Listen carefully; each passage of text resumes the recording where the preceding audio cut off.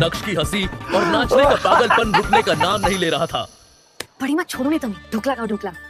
आदमी ना पाचर શું समय बर्बाद।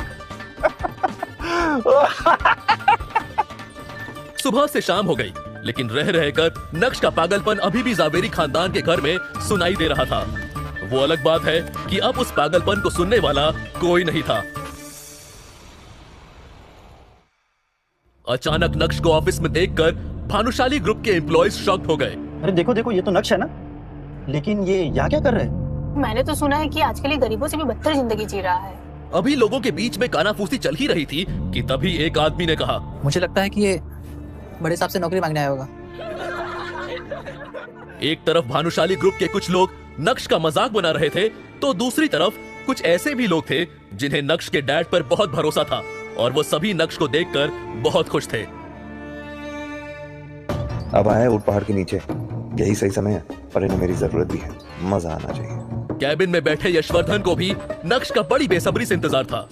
अब यशवर्धन, भानुशाली और नक्श एक दूसरे के आमने सामने खड़े थे, लेकिन दोनों में से किसी के भी मुंह से एक शब्द भी बाहर नहीं निकल रहा था। यशवर्धन और नक्श की इस मीटिंग को देखकर ऑफिस के बाकी एम्प्लॉयज भी हैरान हो गए कि अब आगे क्या होगा। चलो आओ अंदर, आराम से बैठ के बात करते हैं। नक्श बेवकूफ नहीं था। यशवर्धन के इस इशारे को वो अच्छे से समझ पा रहा था। नक्श जो कल तक चित्रा और अनिका के ताने सुन रहा था, वो आज भानुशाली ग्रुप के चेयरमैन के आलीशान कैबिन में बैठा हुआ था। नक्श बेटा कैसे हो? तुम्हें हमारी याद नहीं आई? नक्श को यशवर्धन, भानुशाली की भावुक बातों से कोई फर्क नहीं पड़ रहा था, क्योंकि उसे पता था ये सब एक दिखावा है। जिस काम के लिए आपने मुझे यहाँ बुलाया है, जो बात करने के लिए आपने मुझे यहाँ पे बुलाया है, उसकी बात करें। ये सब बातें तो आप कल भी फोन पे कर चुके हैं, है ना मिस्टर भानुशाली? नक्श बेटा, तुम मेरे पोते हो और मैं समझ सकता हूँ कि तुम ऐसा क्यों करो। गलती मेरी है और उसकी सजा भी मुझे मिलनी चाहिए। और मैं तुम्हें बता दूं कि कई सालों से मैं हर रोज उस गलती की सजा भुगत रहा हूँ। मिस्टर भानुशाली, ये बात हम दोनों अच्छी तरह जानते हैं कि ये सब बातें करने के लिए तो आपने मुझे यहाँ पे बुलाया नहीं है। तो प्लीज ना आप अपना वक्त जाया कीजिए, ना ही मेरा। जो बात करनी है कीजिए, वरना मैं निकलता हूं। नक्श प्लीज प्लीज मत जाओ। इस भानुशाली ग्रुप को तुम्हारी जरूरत है, मुझे तुम्हारी जरूरत है। मैं चाहता हूँ अपने पापा की तरह तुम इस कंपनी को संभाल लो। क्या तुम अपने दादा को माफ नहीं करोगे? वैसे तो नक्श को बहुत गुस्सा आ रहा था, लेकिन उसके पास भी यही एक मौका था जहां वो खुद की जिल्लत भरी जिंदगी को बदल सकता था। यही सोचकर उसने अपने कदम पीछे ले लिए। मैं जानता हूँ बेटा कि कुछ सालों पहले मैं तुम्हारे पापा के साथ बहुत सख्ती दिखाई। अब मैं उस गलती को सुधारना चाहता हूँ। तुम्हारे पापा ने जिस कंपनी को जिस ऊंचाई तक पहुंचाया है, अपना खून पसीना एक करके, वो डूबने के कगार पे है। मीडिया वालों ने भी बात का बतंगड़ बना दिया है, जिस वजह से हमारे क्लाइंट भी जाने लगे। नक्श ने अपने दादाजी को इतना लाचार और असहाय आज से पहले कभी नहीं देखा था। मगर नक्श भानुशाली ग्रुप के सीईओ दर्पण भानुशाली यानी अपने चाचा को बिल्कुल भी पसंद नहीं करता था। अपने दादाजी की बात सुनकर नक्श को उन पर दया आने लगी। ठीक है, बताइए मैं आपकी मदद कैसे कर सकता हूँ? मैं चाहता हूं कि कंपनी तुम संभाल लो और अपने पापा की तरह इस कंपनी को चलाओ। तो आप चाहते हैं कि मैं ये कंपनी ज्वाइन कर लूं, मतलब अपने चाचा के अंडर काम करूंगा, है ना?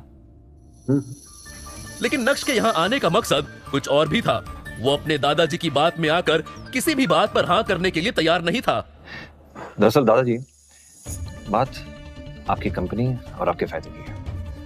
तो ये रिश्ते नाते वसावे जैसे शब्दों का इस्तेमाल नहीं करते हैं, इसे पीछे छोड़ देते हैं।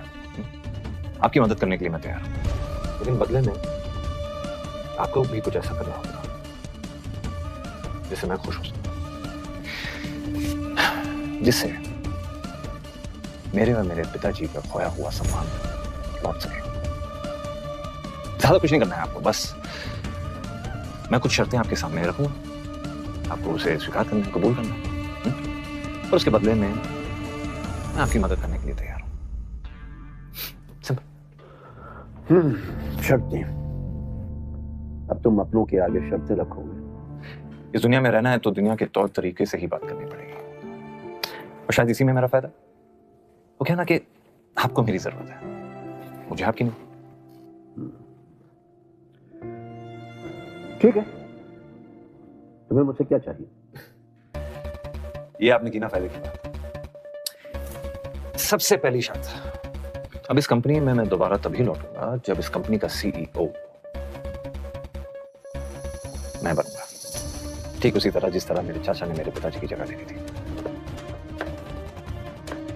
मैं ये बात तो जानता था कि आपने मुझे भानुशाली ग्रुप ऑफ इंडस्ट्रीज को बचाने के लिए नहीं बल्कि चाचा की कंपनी को बचाने के लिए यहाँ पे बुलाया, लेकिन आपको अपनी गलती का जरा सा भी अफसोस नहीं हुआ। ऐसी बात नहीं है बेटा, लेकिन अच्छा ये बताओ तुम्हारी बाकी की शर्तें क्या हैं?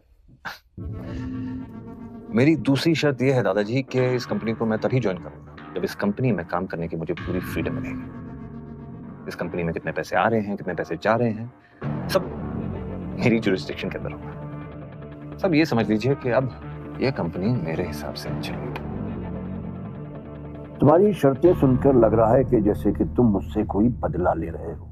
मौके के दस्तूर को नक्श अपने हाथों से नहीं जाने दे सकता था, इसलिए आज कठोर होकर उसने दिल की सारी भड़ास अपने दादाजी के सामने बाहर निकाल दी थी।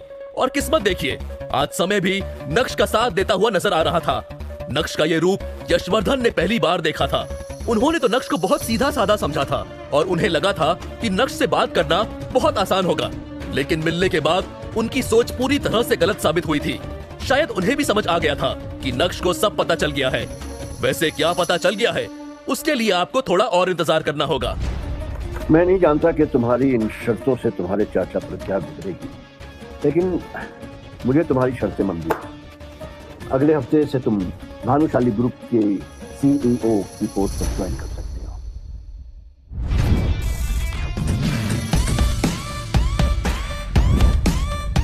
बात खत्म होते ही यशवर्धन ने सर झुका लिया, लेकिन नक्श भी वहां पूरी तैयारी के साथ आया था।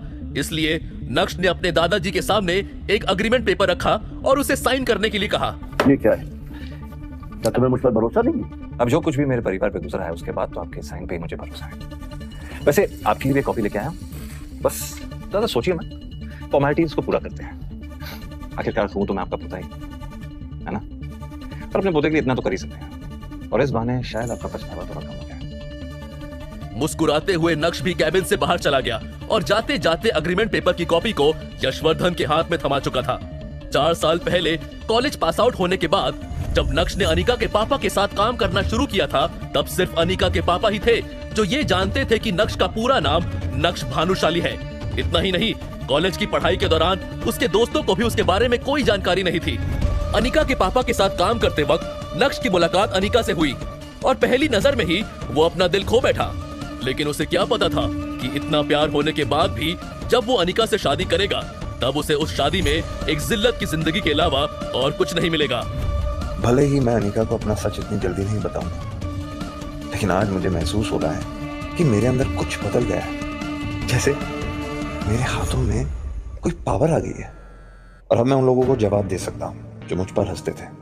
बगावत की शुरुआत तो हो गई है और अब आगे आगे देखो होता है क्या। मॉम, नक्श कहाँ है? कुछ बताकर गया है, फोन नहीं उठा रहा। मने खबर नहीं, कल से उसका रूप बदल सा गया हुआ है। राक्षसों जैसा हंस रहा है, नाच रहा है, किसी को उसके बारे में कुछ नहीं पता। खाना बंद करो, ये तो पूरा दिन खाती रहती हो। अनिका, नक्श मनचला होता जा रहा है, मुझे लगता है उसे रास्ते पे लाना पड़ेगा। चित्रा और अनिका मिलकर नक्श के साथ क्या करने का सोच रहे थे, और क्या वो नक्श का अब कुछ बिगाड़ भी पाएंगे? नक्श के बारे में ना तो अनिका कुछ जानती थी और ना ही नक्श के दोस्त। आखिर इसकी क्या वजह रही होगी? क्या नक्श को भी साइलेंट और वायलेंट रहना पसंद था? वैसे नक्श के नाचने और राक्षस की तरह हंसने के पीछे का क्या कारण था? क्या लॉटरी लग गई थी भाई साहब की? जानने के लिए सुनिए